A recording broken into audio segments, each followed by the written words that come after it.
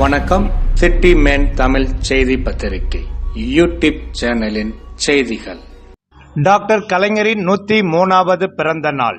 திமு தனியரசு ஏற்பாட்டில் திமுக கொடியை ஏற்றி வைத்து பொதுமக்களுக்கு அசைவ பிரியாணி வழங்கினார் மாதாவரம் எஸ். சுதர்சனம்.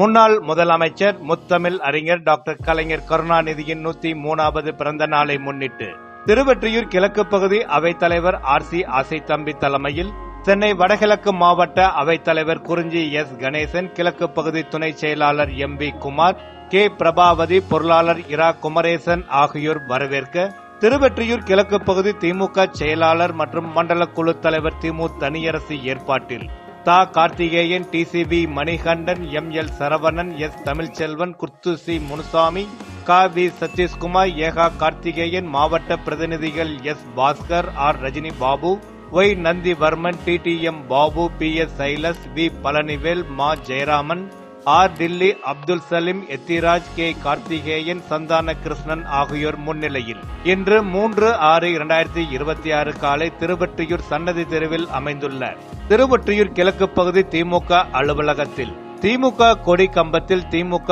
கொடியை ஏற்றி வைத்து அலங்கரித்து வைக்கப்பட்டிருந்த டாக்டர் கலைஞரின் திருவுருவப் படத்திற்கு மலர் தூவி புகழாஞ்சலி செலுத்தி பொதுமக்கள் 1000 பேருக்கு கேசரியுடன் அசைவ பிரியாணி வழங்கினார் சென்னை வடகிழக்கு மாவட்ட திமுக செயலாளர் மாதாவரம் எஸ். சுதர்சனம்.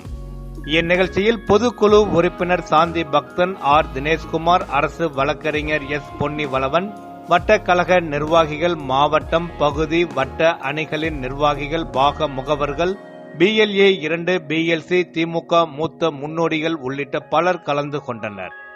இறுதியாக 10வது வட்ட திமுக செயலாளர் S. தமிழ்ச்செல்வன் நன்றி கூறினார்.